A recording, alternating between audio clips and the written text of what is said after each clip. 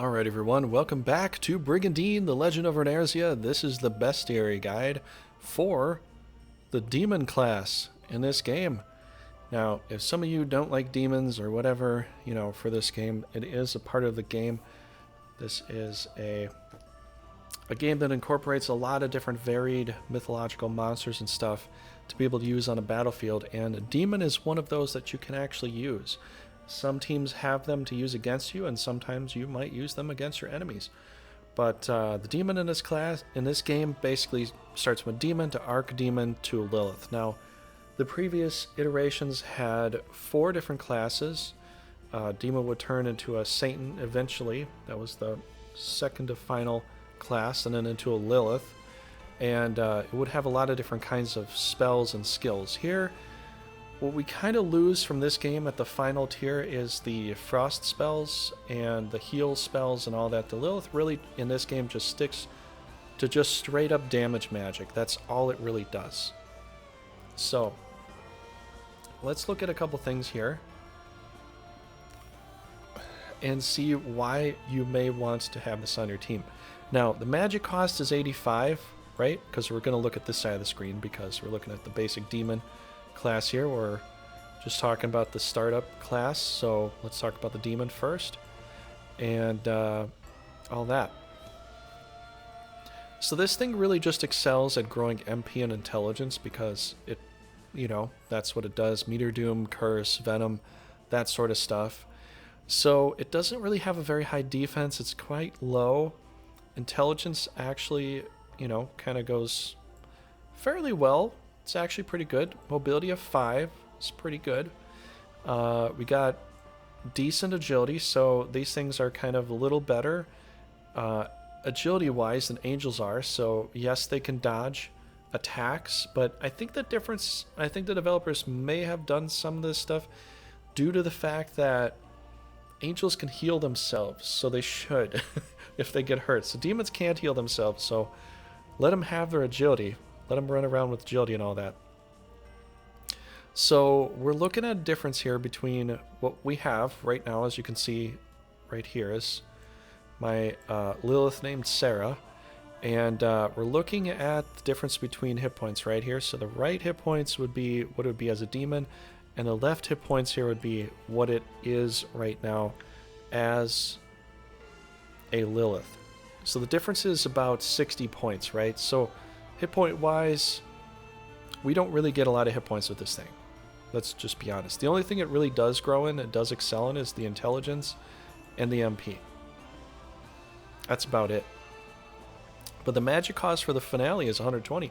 So this demon, if you're used to the demon class from the original game, The Legend of Runersia, it's about the same as far as rune cost. The game has changed it to magic cost. I would prefer to go back to rune cost, but that's what it is here, and that's what we got to deal with. So the cool thing is it does go to mobility of 6 once you get at the final tier here. So let's back out of here. Let's look at some other stuff that it gets.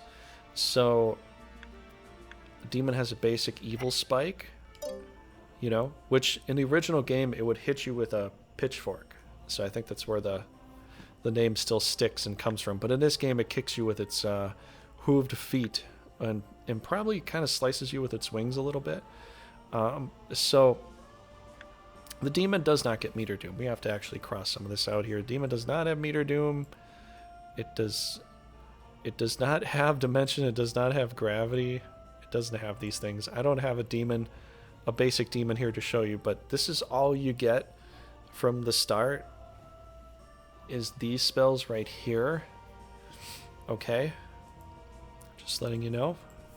Let's go to abilities, no abilities, blah, blah, blah. All right, let's look at the archdemon. So the archdemon, here's the difference between an archdemon and the full-up Lilith. You got more pinkish hair compared to the red hair.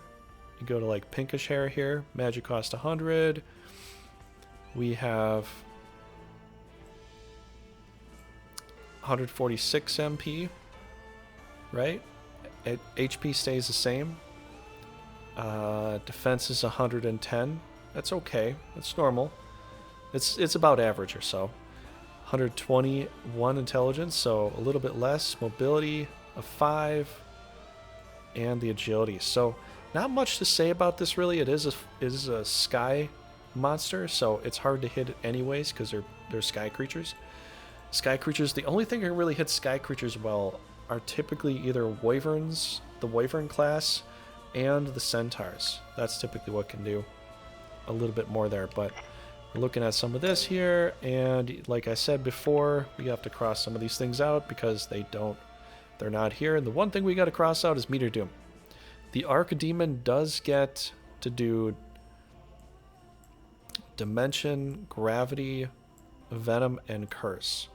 So this is what you get as an Archdemon. So if you're thinking about leveling one of these things up, it is quite useful just for the possibility of the Dimension spell, you know, and the Curse spell and all that, because they're very, very useful in this game to be able to dimension a monster somewhere else and just, it's out of your way. Don't have to think about it, especially mithril giants and things like that. You can immediately get rid of them. Just saying. But you don't have Meteor Doom. So you do have to wait a little bit of while. If you really don't like Dimension or Gravity, well, you're just going to have to wait until you get to level 20. Really, that's really the best that I can tell you. That's all I can really say about that. So, no abilities, nothing like that. But then we look at the Lilith here, and we went from a black orb all the way to 3 black orbs.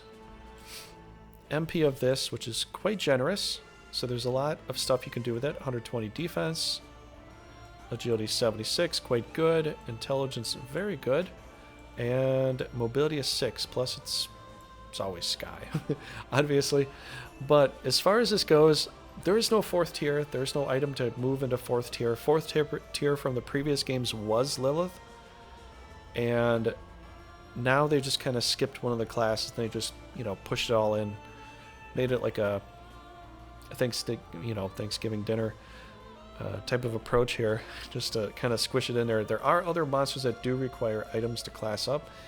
But unfortunately, the demon class doesn't have to do that anymore. So this is what we have. But I have to say, as you grow it, intelligence is going to be very, very good, because you can see where the intelligence pointer is, and it's almost outside of that box, you know? So the intelligence growth per level could be quite fantastic. So here's another thing too. We'll have to actually look at this. Sweet Temptation. This is a pre-move. Deals major damage to a single adjacent enemy unit. Has a 25% chance of inflicting charm. So instead of doing a critical attack anymore to get the charm, from the previous games of Grand Edition and Legend of Runersia, this is a purposeful move of doing a pre-move, which is stronger, to get also, on top of that, a 25% chance to charm the enemy. That's what you can do. And you get the infamous Meteor Doom, which is what a lot of people come by to play this game, to play as a demon, to do a Meteor Doom on the enemies. This is an attack. As soon as you set this, there's a little bit of a circular radius as to where you can set this. You can move around this like floating, this floating hexagonal gigantic mass that you can move around. As soon as you click circle, or as soon as you, sorry, not circle, but as soon as you click A, well, if you click circle for the PlayStation, because it is on PlayStation 4 now, as soon as you click circle or A, you drop the rocks from the sky. Essentially, this is like very biblical. If you think about the Book of Numbers and Moses dropping Meteor Doom from the sky, this is exactly what that is. You're dropping meteors from the sky down on your target. Unfortunately, it will hit your own guys if you do have them within the range of doing it. So you can hurt your own team, possibly kill your own leaders this way. You have to be very careful. As soon as you click this and you start to see a glowing red giant circle everywhere, you can move it where you need to look, move it to. Look at what you're going to hit. As soon as you hit that extra button one more time, you will drop Meteor Doom. You will drop fiery brimstone down upon your enemies and possibly your allies too if they are lined up. So this is very risky. Sometimes you end up actually Meteor Dooming or rocking, what I typically call rocking your own team, because you're dropping rocks on them. So be careful not to hit your own guy if they're a paladin or a white element, because this is a full black element. It'll do massive damage to them. Okay, let's move on. No extra abilities, so really nothing else to see. I'll just go ahead and showcase a couple things here. That's what the Lilith class looks like. Very spooky, very seductive, and very spooky at the same time. I'm just saying. Can turn this around. It's got like a ring, like a evil halo ring on it. And this is its move here, the basic Dark Pleasure. Normal attack, does moderate damage. Has an accuracy bonus. Sweet Temptation has the same exact accuracy bonus of 12. So that's really, really good. But there is a better power attack for this pre-move of Sweet Temptation, from 125 to 140. And this does have a chance to charm the enemy. Instantaneously charm the enemy, unless they have equipment on that grants them the ability to avoid charm. Then you can't do it. But the previous game of Meteor Doom had a power score of, I think, 140. Now this has a power score of 110. So Meteor Doom is not as powerful as it used to be. But it's still Meteor Doom. And I believe this costs a little bit more too. So, yeah, it's been nerfed a little bit, I have to say. But here's the double black elements that come from it. She only does dark elements. I guess I have to say purple elements for this game because it shows all purple here. But both the previous games just showed completely black elements. So I don't know what you think is a better call here, but I may say black elements or purple elements. I hope you know what I'm saying. But the previous game, the curse spell was 170. It was 170 power from the original game and Grand Edition. Now this is 160. So this has been nerfed as well. The MP for this does stay the same. 108 MP for Curse was always the same number. I believe Venom was as well. Dimension, I think, stays the same with 83. And Gravity's a new spell. Literally just... Let's go ahead and read it. This changes the preferred terrain of a single enemy unit within a 3 hex radius to planes and lowers their agility. Effect lasts for 3 turns or until target is hit with a spell break. So this will make you prefer the planes and lower your agility. So yeah, these are the new things to this. If you're, you know, a previous Grand Edition or Legend of Runersia player. So let's read the background here. In Archdemon's new form, following a class change, as beautiful as they are cruel, they charm all who lay eyes upon them. They are capable of immobilizing foes before dealing damage with such black-type spells as Meteor Doom. They are weak against white types and are best suited for casting magic from behind the front lines. So that's the thing, but if you do cast magic from behind the front lines and it's Meteor Doom, you will hit your frontline guys. I'm just saying, you will absolutely do that. So you gotta be careful, and sometimes you have to figure out a good way to place this thing, because if you don't, you could rock the boat. You could rock your own team. So, yeah. So really, that's all I've got for you here. I hope that you enjoyed that. Next up, we're gonna go ahead and cover some more armor or weapons or monster gear for this game. And that's the next lineup that we're going to do. Or else I may end up doing some Grand Edition helpful guide videos. So I don't know what else to tell you. I hope you enjoyed it. But if you did, definitely help the channel grow.